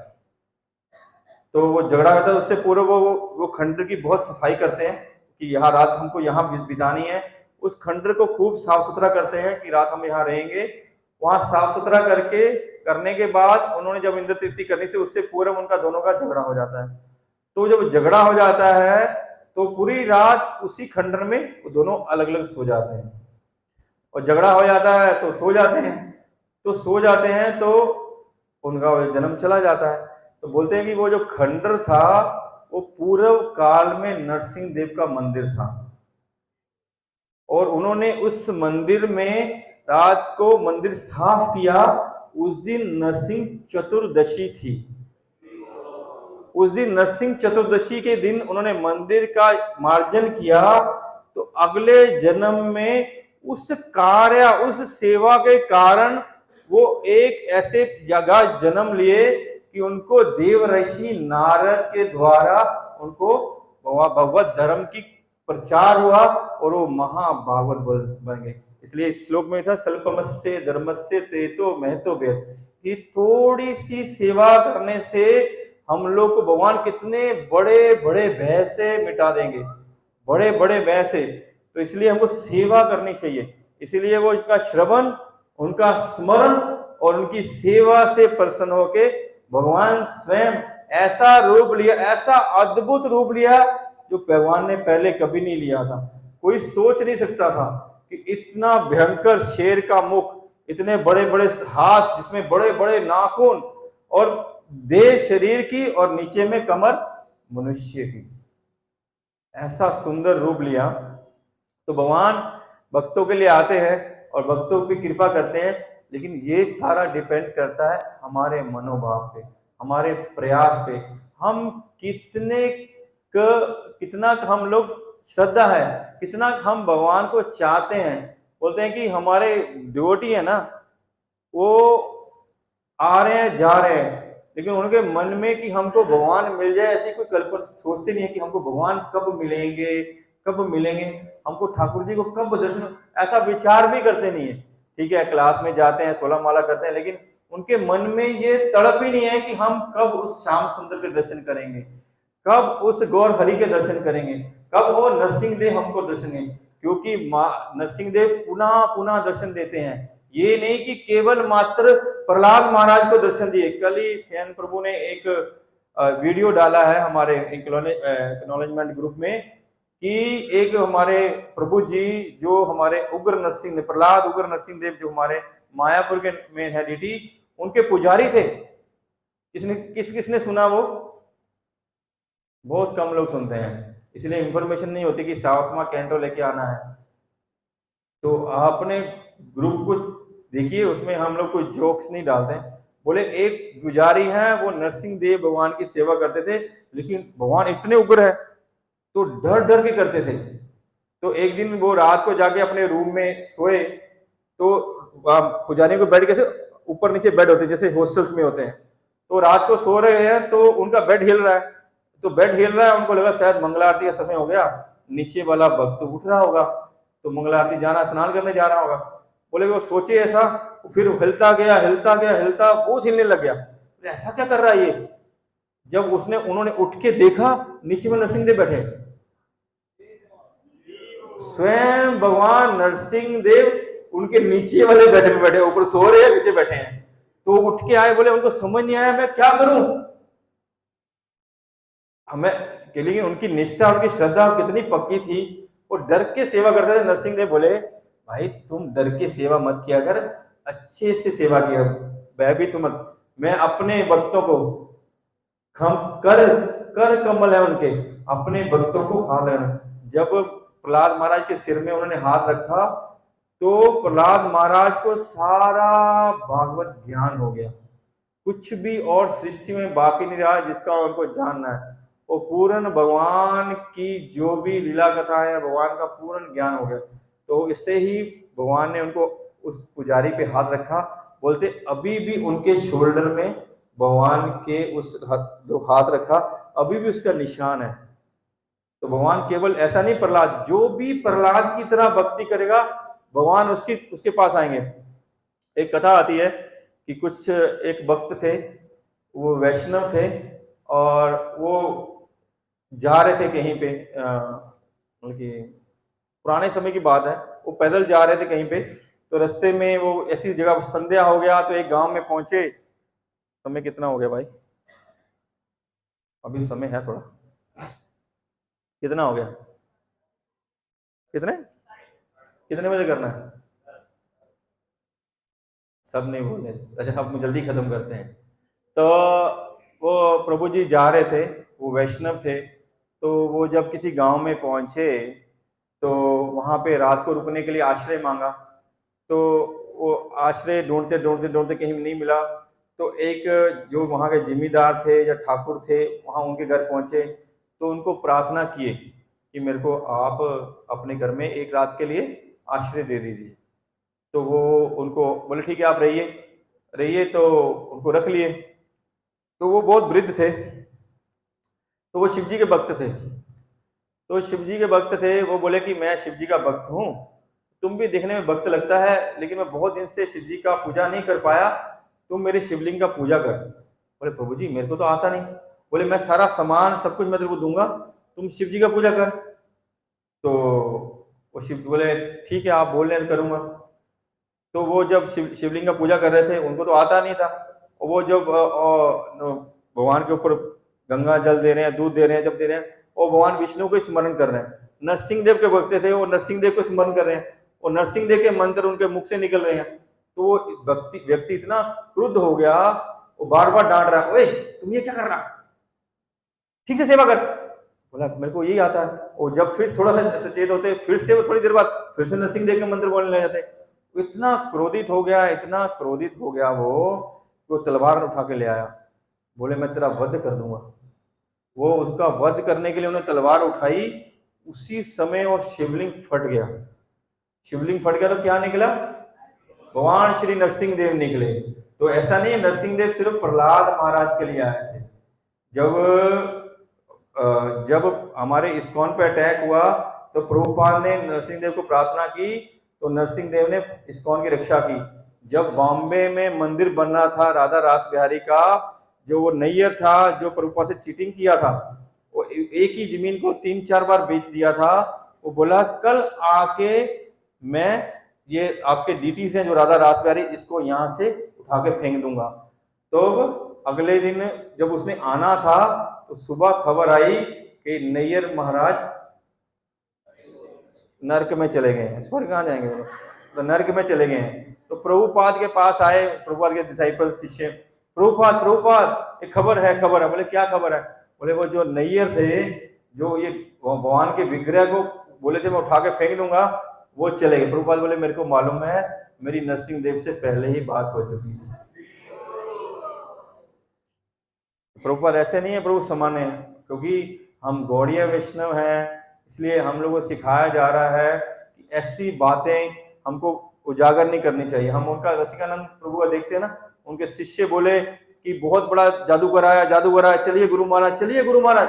जादू वो उड़ता है, वो उड़ता है जादू, वो झाड़ू लेके उड़ जाता है, हमको देखने जाना है। बोले नहीं नहीं, कहीं नहीं जाना। नहीं गुरु महाराज चलिए ना, नहीं जाना। बोले नहीं चलिए ना, हम देख के आएंगे गुरु महाराज। वो दातुन कर रहे थे, सुबह दातुन कर रहे थे, उन्होंने दातुन निकाली, अपने पैर के नीचे रखी, और दातुन के ऊपर खड़े हो और चार मंदिर का पूरी परिक्रमा कर दी। बोले यही देखना था मेरे को। तो जो वैष्णव है वो सिद्ध होते हैं, लेकिन वो सिद्धियों को प्रकट नहीं करते, क्योंकि सिद्धियों के प्रति उनकी कोई लालसा नहीं होती है। वो दातुन से उड़ा के दिखा रही है, तो उनके शिष्य बोले हाँ गुरुदेव। तो हमको सिद्धियों के दिन जाना है। जो भी हमारे आचार्य जो भी अनुभूति किए हैं वो अपने हृदय में इसलिए रखते हैं ताकि हम उन इसलिए, और हमको रखनी भी चाहिए। जो भी शुद्ध भक्त है उनके हृदय हमको ये प्रकाशित नहीं करना चाहिए, क्योंकि ये भगवान और भक्त की लीला है। और इसको प्रचार करने से क्या है, लोग आपके पैरों में गिरेंगे, सम्मान करेंगे, हो सकता है हमारा मान प्रतिष्ठा का भाव बढ़ जाए, तो हो सकता है हम जिस पथ में चल रहे हैं उस पथ से विपथ हो जाए। तो एक और घटना आती है, एक भक्त थे पद्मपाद प्रभु, पद्मपाद, वो जंगल में गए, वो नौवीं नरसिंह देव के भक्त थे, और नरसिंह देव के भक्त थे, जंगल में गए। वो जंगल में गए तो वहां जंगल में जाके, जैसे प्रहलाद महाराज बोले कि वन में जाना है, तो वो वन में जाके अपने सारी इंद्रियों को, मन को, बुद्धि को लगा के नरसिंह देव के ऊपर केंद्रित कर रहे थे। वो नरसिंह देव के ऊपर केंद्रित कर रहे थे, तो वहां एक शिकारी आया। शिकारी बोला आप क्या कर रहे हैं प्रभु जी, आप ये क्या कर रहे हैं? बोले मैं किसी को खोज रहा हूं। तो किसको खोज रहे हैं? बोले मैं किसी को खोज रहा हूं, तुमको नहीं मालूम। फिर थोड़ी देर चुप हो गया, फिर थोड़ी बोला प्रभु आप ये क्या करें, किसको खोज रहे हैं, मेरे को बताइए ना। बोला मैं तेरे को बोला मैं किसी को खोज रहा हूँ, डिस्टर्ब मत कर। फिर थोड़ी देर शांत पड़ गया, फिर बोले आप किसको खोज रहे हैं, मेरे को सब पता जंगल का, आप बोलिए ना किसको खोज रहे हैं। बोले भाई तुमको नहीं मालूम मैं किसको खोज रहा हूँ। बोला आप देखिए मेरे पिताजी, उनके पिताजी, उनके पिताजी, उनके पिताजी, उनके पिताजी इसी जंगल में शिकार करते रहे। जंगल में ऐसा कोई कोना नहीं है, कोई पशु पक्षी नहीं है, कोई स्थान नहीं है जिसको मैं नहीं जानता। आप मेरे को बताइए किसको खोज रहे हैं। वो जब उनको इंसिस्ट करता गया बार बार बार बार, वो थोड़ा डिस्टर्ब हो गए। बोले मैं ऐसे व्यक्ति को खोज रहा हूं जो ऊपर से सिंह है और नीचे से मनुष्य है। ऐसा व्यक्ति यहाँ है? बोले हाँ। बोले हाँ ऐसा व्यक्ति है। बोले ऐसा है जानवर कोई? मैं तो इतने साल बचपन से जंगल में हूं, मैं तो देखा नहीं। बोले मैं जानता हूं है, तो वो बोल रहा था तो तुमको नहीं पता। बोले ऐसा अगर कोई जंगल में है, मैं प्रतिज्ञा करता हूं शाम तक, संध्या के समय तक आपको लाके उसको यहाँ पे आपके सामने प्रकट कर दूंगा, आपके सामने उसको पकड़ के ले आऊंगा। तो वो प्रभु जी फिर अपनी तपस्या में बैठ गए, और वो शिकारी बोला मैंने साधु वचन दिया है, पूरा जंगल जंगल, पत्ता पत्ता, वृक्ष वृक्ष, कोना कोना खोज रहा है, कहाँ मिलेगा ऐसा, कहाँ मिलेगा। उसने बताया क्या नाम है, उसने पूछा था नरसिंह। वो सब नरसिंह नरसिंह, कहाँ नरसिंह, वो सारे जंगल में खोजता रहा। संदेह का सेवन हो गया, ऐसा जानवर कहीं मिलेगा, ऐसा जीव कहीं मिलेगा? कहीं मिलेगा ही नहीं, जंगल में नहीं है। बोला मैंने साधु को वचन दिया था, मैं पूरा नहीं कर पाया। वो रस्सी लेता है, पेड़ में लटकाता, बोला मैं अपने प्राण त्याग दूंगा क्योंकि मैं अपने वचन को पालन नहीं कर पाया। जैसे ही वो रस्सी डालता है उसी समय नरसिंह देव प्रकट हो जाते हैं। नरसिंह देव बोले है तुम भाई कहाँ था, मैं तो इतने सालों से ढूंढ रहा हूं, तेरे को कभी देखा ही नहीं। वो थोड़ी जानता वो भगवान है। बोला भाई तुमको मैं सुबह से खोज रहा हूं, तुम कहाँ था, इतने सालों से मैं यहाँ हूं, तुमको एक बार देखा नहीं, चल। और नरसिंह देव का हाथ पकड़ता है, वो साधु के पास ले जाता है। बोले देखिए मैं पकड़ के ले आया। बोले किस क्यों ले आया? बोले ये वही जो आप बोल रहे थे। बोले कहाँ है? बोले देखिए ये मेरे साथ तो है। बोले उनको जो पद्मपाद प्रभु थे उनको नरसिंह देव दर्शन नहीं दे रहे हैं। बोले ये क्या, मेरे को दिख रहे तुमको दिख नहीं रहे? बोले ये सामने है। वो बोलता रहे लेकिन भगवान को दर्शन नहीं दी। तो भगवान ने फिर अपनी वाणी बोले, भगवान बोले कि इस जन्म में तुमको दर्शन नहीं दूंगा, लेकिन मैं यहाँ पे उपस्थित हूँ। देखिए, एक दिन में, एक दिन की प्रतिज्ञा ने, एक दिन की निष्ठा ने, एक मनसा वाचा प्राणे अर्थे दिया वाचा श्रेय आचरण सदा कि भागवत में बोलते हैं प्राण से, अर्थ से, बुद्धि से, वचन से जो हम लगाते हैं, इससे बड़ा श्रेय और कोई नहीं है। एक दिन, सिर्फ एक दिन में भगवान को अपने प्राण अर्पित कर दिए तो भगवान प्रकट हो गए। हम प्राण से भक्ति नहीं कर रहे हैं, इसलिए हमको भगवान को महसूस नहीं हो रहे हैं। तो प्रभुपाद के शिष्य ने पूछा, प्रभुपाद ने पूछा उनको कि तुम तो सब फॉरेनर हो, मैं तुमको जो बोल रहा हूं तुमको सत्य है, सत्य कैसे मालूम पड़ेगा? कि मैं जो बोल रहा हूं तुमको कैसे मालूम हो रहा सत्य है, सत्य है? तो प्रभुपाद का शिष्य बोला, प्रभुपाद आप जब जो बोलते हो और जब हम हरे कृष्णा महामंत्र करते हैं तो हमको श्री कृष्ण की अनुभूति होती है। वो जो अनुभूति होती है, इसलिए हम जानते हैं कि आप जो बोल रहे हो सत्य है। प्रभुपाद बोले, हाँ यही बात है कि जो हम विश्वास करके उसकी अनुभूति हमको जब ठीक से करेंगे, ठीक से हरे कृष्ण कृष्ण कृष्ण हरे हरे, हरे राम राम राम हरे हरे, जब हम ठीक से करेंगे तब हम देखेंगे पदम पदम विपतम पुण्य हरे मुरारी। बोलते कि हमारे पद पद में विपता है, लेकिन उसको विपताओं को आप देखेंगे कि ठाकुर जी हमारे साथ हैं, सर्व विघ्न विनाशक नरसिंह देव हमारे साथ हैं, सारे विघ्न को हटा रहे हैं। लेकिन हम ठीक से नहीं करते तो हम उसको महसूस नहीं कर सकते। आप देखिएगा, मैं पहले भी कई बार बोला हूं, अगर आप सही से अपने पूरे दिन को चिंतन कीजिएगा, आप जो कार्य कर रहे हैं उसको सोचिएगा, ध्यान से देखिएगा, आपको महसूस होगा, अनुभव होगा कि कैसे भगवान आपकी हर पल हेल्प कर रहे हैं। आप चिंतन करते हैं तो भगवान वो चिंतना कार्य उसी क्षण वो कार्य कर देते हैं। आप जो भक्ति आप महसूस कीजिएगा, इसलिए कि जो इस पथ है सत्य का पथ है, अगर हम हरे कृष्णा कर रहे हैं भगवान हमारे साथ ही हैं। तो एक बार एक पूर्व काल में जब नरसिंह देव प्रहलाद महाराज की लीला चली गई हो गई, जब नरसिंह देव खंबे से प्रकट हुए और बहुत देर तक भगवान वो हिरण्यकशिपु के साथ खेलते रहे, हिरण्यकशिपु उनको मारने का प्रयास करता, लेकिन भगवान को कौन मार सकता है? जिनका कोई आदि कोई अंत नहीं, उनको कौन मार सकता है? तो भगवान उनके साथ खिलौने की तरह खेल रहे थे, क्योंकि वो भी भगवान के ही सेवक हैं, वो भी जय विजय हैं। भगवान चाहते थे कुश्ती करना, भगवान की इच्छा पूरी करने के लिए वो आए हैं, इसलिए भगवान उसको आते ही मार सकते थे, यहाँ बैकुंठ में बैठे बैठे मार सकते थे, लेकिन भगवान की इच्छा थी कुश्ती करने के लिए, इसलिए भगवान घंटा 2 घंटा उसको ऊपर नीचे आगे पीछे उसको लेके करते रहे। उसके बाद भगवान ने उसको अपनी गोद में रखा और उसके अपने नाखूनों से उसके हृदय को, वक्षस्थल को फाड़ दिया और उसकी आंत को निकाल के अपने गले में डाल दिया। ऐसे भगवान है हमारे, जिनका पूरा गला सारा छाती खून से भरा हुआ है, हाथों में खून लगा हुआ है, मुंह से शेर जैसे हैं, पैरों से मनुष्य जैसे, ऐसे भगवान है। तो भगवान अपने भक्तों पे कृपा करने के लिए, ये भी अपने भक्त पे कृपा ही है जो भगवान ने उनका वध किया है, क्योंकि वो भी भगवान के भक्त थे, भगवान की इच्छा पूरी करने के लिए थे, तो आए, तो उनकी इच्छा पूरी, ब्रह्मा जी की इच्छा पूरी की, भगवान ने कुश्ती की इच्छा पूरी की, नारद मुनि की इच्छा पूरी की, और प्रहलाद की रक्षा करने के लिए भगवान वहां अवतरित हुए।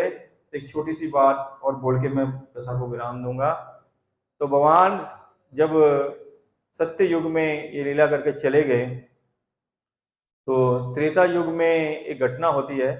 एक माता जी होती, मालती माता जी, मालती देवी, वो भगवान की बहुत अच्छी भक्त होती हैं। वो जाके जंगल में या कहीं पे स्नान करने के बाद तपस्या कर रही होती हैं, तो वहां पे त्रेता युग में त्रेता युग का असुर आ जाता है। त्रेता युग का असुर कौन है? रावण। वहां वो इतनी सुंदर थी, वो उनको, रावण का काम ही यही था, वो इतना दुराचारी था, जहां भी जाता था यही बुरे काम करता था। अपने स्वयं अपने भाई कुबेर जी की पुत्र वधू के साथ में उन्होंने यही किया था। उस पुत्र वधू ने उनको श्राप दिया था कि आज के बाद अगर किसी स्त्री के इच्छा के विरुद्ध तूने किसी स्त्री को छुआ तो तुम्हारा सर के टुकड़े हो जाएंगे। इसीलिए सीता मैया को वो वहां ले गया था और वहां उनके साथ दुराचार नहीं कर पाया। रावण को साधु नहीं था, बोलते ना रावण चाहता तो कर लेता, बहुत सारे बोलते हैं। उनको श्राप था, उसको अपनी मृत्यु का भय था, इसलिए वो ऐसा नहीं किया। तो उन्होंने उस मालती देवी के साथ दुर्व्यवहार किया, उनका रेप किया और उसके बाद उनको गोदावरी नदी के पास फेंक दिया। तो गोदावरी नदी में वो बहुत चिल्लाती रही, बहुत उन्होंने प्रयास किया अपना बचने का, लेकिन रावण तो बहुत पावरफुल था, बहुत शक्तिशाली था, तो वो अपने आप को बचा नहीं पाई, गोदावरी नदी में फेंक दिया। तो गोदावरी नदी में जब उनको फेंक दिया तो गोदावरी नदी में एक चूहे ने उनकी रक्षा की। एक चूहा था, उसने उसकी रक्षा की और चूहे ने उनको गोदावरी नदी से निकाला, क्योंकि बहुत ज्यादा उनके चोट थी, लगी हुई थी चूहा। लेकिन वो इतनी सुंदर थी, जो कार्य रावण ने किया उनको देख के उनकी अवस्था को, इसी अवस्था में भी चूहा बोला मैं भी आपके साथ संग करूंगा, तभी मैं आपका इलाज करूंगा, मैं आपको बचा सकता हूं, लेकिन एक शर्त है, मेरे के साथ संग। उन्होंने भी उस माता जी का रेप किया और फिर उसकी जान तो बख्श दी, उनको जान बचा दी। तो वो रावण और उस मूषक के वीर्य से एक असुर पैदा हुआ, उस असुर पैदा हुआ, उसका नाम मूषक असुर, वो पैदा हुआ। तो वो जब पैदा हुआ बहुत शक्तिशाली था, रावण का पुत्र है, और मूषक इतना शक्तिशाली था कि उसने सारे दुनिया में आतंक मचा दिया। और उसने भी, जैसे रावण ने तपस्या की, हिरण्यकशिपु ने तपस्या की, उसने भी शिव जी की बहुत भयंकर तपस्या की, शिव जी की इतनी तपस्या की और शिव जी को प्रसन्न कर लिया, क्योंकि वो विद्वान था, रावण का ज्ञान था, उसमें बुद्धि थी। तो शिव जी को प्रसन्न कर लिया, शिव जी से वर मांगा, वही वर मांगा जो हिरण्यकशिपु ने मांगा था, वही वर मांगा जो रावण ने मांगा था, कि मेरे को कोई मार नहीं सके। बोले ऐसा तो कभी नहीं हो सकता कि कोई मार ना सके, तो तुमको मांगना है। तो वो बोला कि नहीं, आप मेरे को वर दीजिए, कोई मेरे को मार ना सके। बोले नहीं, ऐसा कभी नहीं हो सकता। बोले ठीक है, तो आप मेरे को वर दीजिए, मेरे को सिर्फ नरसिंह भगवान के हाथ से ही मैं मरूं। उसने बुद्धि लगाई कि सत्य युग में नरसिंह देव आके चले गए हैं, अभी त्रेता में तो नरसिंह देव आएंगे नहीं, तो नरसिंह देव आएंगे नहीं तो मेरे को मारेंगे कैसे। तो वो वर लेने के बाद तो वो फुली चार्ज असुर, दैत्य असुर, मूषक असुर ने आतंक मचाया। और जब उसने आतंक मचाया, सब ऋषि महात्मा को, भक्तों को परेशान करना चालू किया, तो ये बात जब भगवान श्री रामचंद्र को मालूम पड़ी, तब रामचंद्र भगवान ने उसका वध करने का ठाना। तो जब वध करने का ठाना तो क्या बने, बिडाल नरसिंह। वो बलराम, उन्होंने क्या, उनको वर था नरसिंह देव, तो उन्होंने रूप लिया, उनका मुंह था बिल्ली जैसा, तो वो चूहा था, मूषक था, ये धड़ था सिंह जैसा, और जो नीचे का पार्ट था वो मनुष्य। ऐसा रूप भगवान श्री राम ने लिया। गंधमार्दन पर्वत पे भगवान ने उसको अटैक किया तो चूहे क्या होता है, चूहा बिल में घुस जाता है, तो चूहा बिल में घुस गया, और भगवान श्री राम उसी रूम में, उसी नरसिंह रूप में, उस बिल के बाहर बैठे हुए उसका इंतजार कर रहे, और वो बिल से बाहर नहीं आया। बोले आज भी वो मूषक असुर उसी बिल में है। और माता जी प्लीज, हरे कृष्णा माता जी। तो आज भी वो मूषक असुर है जो उसी बिल में है, और भगवान श्री रामचंद्र उस बिल के बाद गंधन मार्जन पर्वत के पास वहां बैठे हुए हैं। किस रूप में, भगवान श्री नरसिंह के रूप में बैठे हुए हैं। बोले अभी भी वो विग्रह के रूप में वहां पे भगवान है। वो कहते मंदिर ऐसी जगह पे है जहां कोई हवा नहीं जाती है, और वहां पे 2 दीपक जलते हैं, एक दीपक भगवान के चरणों में जलता है और एक दीपक भगवान के वक्षस्थल में जलता है। बोले चरणों का दीपक सीधा रहता है, हिलता नहीं है, लेकिन वक्षस्थल में जो दीपक है भगवान का, वो हिलता रहता है। क्यों हिलता रहता है, क्योंकि भगवान सांस ले रहे हैं, बोले भगवान अभी भी वहां पे साक्षात उपस्थित हैं और भगवान सांस लेते हैं, इसलिए वो दीपक की लो हिलती रहती है। इसलिए हम जो भी भक्त भगवान को प्रार्थना करेगा प्रभुपाद के आदेश से, प्रत्येक भक्त सुबह के समय और संध्या के समय नरसिंह आरती करते हैं, नरसिंह भगवान के शरण में जाते हैं। कोई भी भक्तों के जीवन में कष्ट होता है तो हम लोग भगवान श्री नरसिंह देव की चरणों पे आश्रित होते हैं, उनके प्रार्थना करते हैं कि हमारी रक्षा करें। और भगवान नरसिंह देव बहुत कृपालु हैं, क्योंकि प्रभुपाद ने उनका यश जन जन तक पूरे विश्व में फैलाया है। इसलिए भगवान नरसिंह देव विशेषकर इस्कॉन के भक्तों का बहुत रक्षा करते हैं। रशिया में भी घटना हुई, जहाँ मैं पहले भी सुनाई थी, कि एक छोटी सी लड़की ट्रक के नीचे आने लगी तो ट्रक वो जाके दूर गिरी। जब उसके पिताजी भाग के आए तो देखा ट्रक से गिरी है, उनको लेके हॉस्पिटल चले गए, वो कोमा अचेत थी। जब उसका सारा एक्सरे वगैरह सारा स्कैन हुआ तो डॉक्टर ने उनकी रिपोर्ट मांगी कि रिपोर्ट दीजिए, क्या कैसी है, क्यों वो चेतना में नहीं है। जब उसकी रिपोर्ट दी तो रिपोर्ट दिखे कि कुछ भी उसको नहीं हुआ है, कुछ भी नहीं हुआ। वो डॉक्टर अचंभित हो गया, अपनी नर्स को बोला कि तुमने किसी गलत व्यक्ति की रिपोर्ट ला दी है, उस लड़की की रिपोर्ट लाए जिसके पिताजी बोल रहे हैं उसका ट्रक का एक्सीडेंट हुआ, ट्रक से हिट करने से वो 20 फुट दूर जाके गिरी है। उस बोले ये उसी की रिपोर्ट है। उसने उसके पिताजी को वापस बुलाया, ये सच्ची घटना है। बुलाया कि क्या ये किससे एक्सीडेंट हुआ, आप झूठ बोल रहे हैं। नहीं, कहते मैंने अपनी आंखों से देखा है, ट्रक ने उसको मारा, वो उछल के दूर गिरी है। तो जाके उन्होंने डॉक्टर ने वापस एग्जामिन किया, बोले इसको कुछ नहीं हुआ है, केवल मात्र उसके यहाँ पे नाखून के, किसी जानवर के नाखून के निशान हैं। तो वो डॉक्टर और उनके पिताजी वेट कर रहे थे कब उसको चेतना आए। जब वो लड़की होश में आई तब उन्होंने पूछा कि क्या घटित हुआ था। तब वो बोली, वो नरसिंह देव की भक्त थी। तब उसने बोला लड़की ने कि पिताजी वो ट्रक मेरे को हिट ही करने वाला था, उसी समय नरसिंह देव आए, उन्होंने मेरे को यहाँ से पकड़ा और वहां रख दिया। तो इसलिए जब हम अगर अच्छे से भगवान को प्रार्थना करेंगे, ऐसा नहीं कि जब मुसीबत में, सब समय हम जब भगवान को चेतना में रखेंगे, जैसे प्रहलाद महाराज सब समय स्मरण करते थे, एक क्षण के लिए भी नरसिंह भगवान उनके चित्त से दूर नहीं जाते थे।